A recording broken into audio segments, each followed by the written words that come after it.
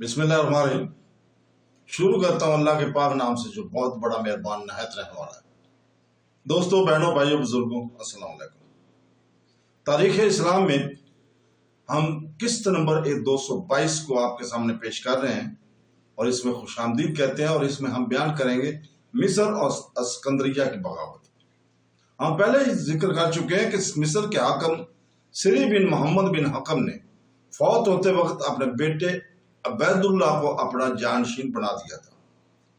अबैदुल्ला ने हुकूमत हाथ में लेते ही अलम बुलंद कर दिया था, अलम बगावत बुलंद कर दिया था। नसर बिन शाइश की लड़ाइयों के सबब अब्दुल्ला बिन ताहिर मिस्र की तरफ मतवज्जो ना हो सका और मामून भी अपनी सुल्तनत के दूसरों हिस्सों की तरफ से मुतमिन न होने के सबब कोई नई मुहिम मिस्र की तरफ रवाना न कर सका। इस अरसा में मिस्र के सूबा का एक बड़ा हिस्सा अबैदुल्ला के कब्जे से भी निकल गया। तफसील इस अजमाल की यह है कि इमाम मालिक बिन अनस के मुक्तदीन ने, जो कुर्तबा दारुल खिलाफा अंदलस में रहते थे, अमवी खलीफा अल हकम बिन हिशाम के खिलाफ एक बगावत की साजिश की। हकम बिन हिशाम ने ऐन वक्त पर मतला होकर शहर कुतबा के मगरबी हिस्से को, जहां से ये बगावत शुरू हुई होने वाली थी, बर्बाद और निस्तो नबूद कर दिया था। मालिकियों को गिरफ्तार करके सख्त सजाएं दी और फिर इन सब को उंदलस यानी अपनी हदूद सुल्तनत से खारिज कर दिया। इन जलावतन होने वालों के एक हिस्सा ने तो मराकश में सुकूनत अख्तियार की और एक हिस्सा बराह रास्त दरियाए मिस्र की तरफ मतवज्जो होकर अस्कंद्रिया में दाखिल हुआ। अस्कंद्रिया में अबैदुल्ला बिन सरी की तरफ से एक आमर रहता था। इन नौवाद मालकियों ने मौका पाकर यहाँ भी बगावत की तैयारी की और आमर अस्कंद्रिया को हमला करके निकाल दिया और खुद अस्कंद्रिया और इसके इर्द गिर्द के इलाका पर काबज और मुतसर्रफ होकर अबू हक्स उमर बलोती को अपना अमीर बना लिया। ये वो जमाना था कि अबैदुल्ला बिन ताहर जंग नसर बिन शैश में मसरूफ था। अबैदुल्ला बिन सरी इस इलाका को इन नौ वाद मालकियों से वापस नहीं ले सका। अब्दुल्ला बिन ताहिर नसर से फारग होते ही मिस्र की तरफ मतवज्जो हुआ। अबैदुल्ला बिन सरी ने मुकाबला किया, मगर अबैदुल्ला बिन साहर ने शिकस्त देकर इसको मसूर कर दिया। शिद्दत का मुआसरा से तंग आकर अबैदुल्ला ने अमान तलब किया और अपने आप को अब्दुल्ला के हवाले कर दिया। यहां से फारग होकर अब्दुल्ला ने अस्कंद्रिया का रुख किया। अबू हफ्स उमर बलोती ने अपने अंदर मुकाबले की ताकत न देकर अमान तलब की। अब्दुल्ला बिन ताहर ने इस शर्त पर इस दरख्वास्त को मंजूर किया कि अस्कंद्रिया और मुल्क मिस्र को खाली करके रूम के किसी जजीरे में वो चला जाए। चुनांचे उमर ने अपने हमराइयों के जहाजों में सवार होकर जजीरा क्रेट के रुख किया और वहां जाकर इस जजीरा पर काबिज मुतसरफ हो गया। वहीं इन लोगों ने मकानात बनाए और मुस्तकिल सुकून अख्तियार करके हुकूमत कायम की। ये वाकया सन 210 हिजरी का है। सन 210 हिजरी से करीबन 160 वर्ष तक अबू हफ्स उमर बलोती की खानदान में जजीरा करेट की हुकूमत कायम रही। आखिर खानदान अबू हफ्स के आखिरी फरमा रवा अब्दुल अजीज से आर्मीनिया पसर कस्तंतुन से इस जजीरा को फतह करके हुकूमत यूनान से मुअल्लक कर लिया गया। जरीक, जिसका असल नाम सदका था, एक अरबी नस्ल शख्स था जिसको खलीफा मामून रशीद ने सन 209 में आर्मीनिया और अजरबैजान का गवर्नर मुकर्रर किया था। इसने सन 211 हिजरी में 40,000 के करीब फौज जमा करके अपनी खुद मुख्तारी का ऐलान किया और मामून रशीद से बागी हो गया। मामून रशीद ने इब्राहिम बिन लैस बिन फजल को अजरबैजान की हुकूमत पर भेजा। सूबा फारस के शुमाल और अजरबैजान की सरहद के करीब हारून रशीद के जमाने से एक जदीद मजहब की बुनियाद मुस्तहकम हो रही थी, यानी जावेदान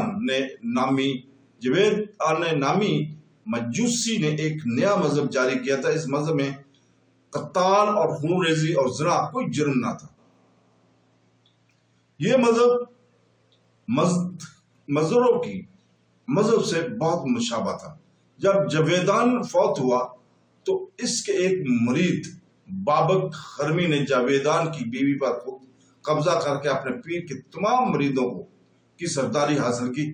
بابک خرمی کے زمانے میں ان لوگوں نے جلد قوت حاصل کی اور ان کی تعداد بہت زیادہ بڑھ گئی، اور ان کی ڈاکہ زنی اور لوٹ کھسوٹ سے اس کی طرف کے صوبوں کو امن امان جاتا رہا۔ سن 201 ہجری میں انہوں نے شاہی فوجوں کا مقابلہ شروع کیا۔ صوبہ آذربائیجان کے گورنروں کو کئی مرتبہ بابک خرمی کے مقابلے میں ہزیمت حاصل ہوئی اور اس کا رعب و اقتدار خوب ترقی کر گیا۔ سن 209 میں بابک نے آذربائیجان کے عامل کو زندہ گرفتار کر لیا تھا۔ اس کے بعد زریک کو سند گورنری درجہ بھیج دیا گیا تھا۔ سن 210 میں زریک نے بغاوت اختیار کی تو بجائے ایک کہ وہ زبردست دشمن اس طرف پیدا ہوا گیا، مامون رشید نے سعید بن انس حاکم موصل کو زریک کے مقابلہ کا حکم دیا۔ سعید بن انس نے ایک زبردست فوج لے کر زریک پر حملہ کیا، مگر لڑائی میں مارا گیا اور فوج شکست کھا کر بھاگ آئی۔ مامون کو اس خبر کی سننے سے سخت صدمہ ہوا اور سن 211 ہجری کے آخری ایام میں محمد بن حمید توسی کو موصل کی سند گورنری دے کر زریک اور بابک دونوں کی سرکوبی کا حکم دیا۔ محمد بن حمید توسی بغداد سے فوج لے کر روانہ ہوا تو موصل پر زریک قابض اور متصرف ہو چکا تھا۔ چنانچہ موصل کے قریب دونوں کی لڑائی ہوئی۔ زریک شکست کھا کر بھاگا اور محمد بن حمید موصل میں داخل ہو گیا۔ موصل کے عرب باشندوں کو فوج میں بھرتی کیا اور سامان لشکر کو درست کر کے زریک کی طرف بڑھا۔ نہر ذات پر زریک کے ساتھ صف آرائی اور زور زمائی کی دوبارہ نوبت آئی۔ اس لڑائی میں بھی زریک نے شکست کھائی اور قائدوں کا رفتاری کی ذلت اٹھائی۔ محمد بن حمید نے آگے بڑھ کر زریک کے تمام عاملوں اور اہلکاروں کو بے دخل کر کے تمام صوبہ آذربائیجان پر قبضہ کیا۔ اس کے بعد محمد بن حمید بابک خرمی کی طرف متوجہ ہوا۔ متعدد لڑائیاں ہوئیں۔ محمد بن حمید خرمیوں کو شکست دیتا اور پیچھے ہٹاتا ہوا دامنے کوہ تک چلا گیا۔ خرمی لوگ پہاڑ پر چڑھ گئے، محمد بن حمید بھی ان کے تعاقب میں پہاڑ پر چڑھا۔ دونوں خرمیوں نے ڈٹ کر مقابلہ کیا تو محمد بن حمید کو فوج شکست ہوئی۔ کمین گاہوں سے نکل کر خرمیوں نے قتل عام شروع کر دیا۔ اس معرکہ میں محمد بن حمید مارا گیا اور بابک جرمی کے حوصلے پہلے سے زیادہ بلند ہو گئے۔ یہ واقعہ سن 212 ہجری میں ظہور پذیر ہوا۔ اسی سال موسیٰ بن حفص حاکم طبرستان فوت ہوا اور اس کی جگہ مامون رشید نے اس کے بیٹے کو حاکم طبرستان مقرر کیا۔ اسی سال خلیفہ مامون نے حاجب بن صالح کو سندھ کی حکومت پر مامور فرما کر روانہ کیا۔ سندھ کے پہلے حاکم بشر بن داؤد نے سندھ کی حکومت سپرد کرنے سے انکار کیا۔ دونوں میں مارکا رائی کی نوبت پہنچی۔ آخر بشر بن داؤد شکست کھا کر کرمان کی طرف بھاگ گیا تھا۔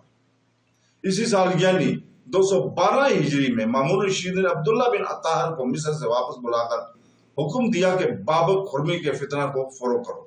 عبداللہ بن طاہر مقام دے نوار میں اپنا لشکر کو ترتیب دے کر بابک خرمی کی طرف بڑھتا جاتا تھا۔ خبر پہنچی کہ نیشا پور میں خوارج نے خروج کیا کیونکہ طالع بن طاہر کو گورنر خراسان فوت ہو گیا ہے۔ مامون رشید نے فوراً عبداللہ بن طاہر برادر طالع کے پاس خراسان کی سند گورنر بھیج کر حکم دیا کہ تم خراسان پہنچ کر فتنہ خوارج کو فروغ کرو۔ عبداللہ بن طاہر مقام دینور سے نیشا پور کی طرف متوجہ ہوا اور بابک خرمی عبداللہ بن طاہر کے حملے سے بچ گیا۔ اس کے بعد بابک خرمی پر خلیفہ کی طرف سے سپہ سالار حملہ آور نہ ہوا اور مامون رشید کی وفات کے بعد اس فتنہ کا اتصال ہوا۔ عبداللہ بن طاہر خراسان پہنچ کر وہاں کی بغاوت فروغ کرنے میں کامیابی حاصل کر چکا تھا۔ تو دوستو اس کے ساتھ ہی آج اجازت چاہتے ہیں۔ کل انشاءاللہ تعالی ہم اسی وقت آپ کے سامنے پھر حاضر ہوں گے۔ اللہ حافظ۔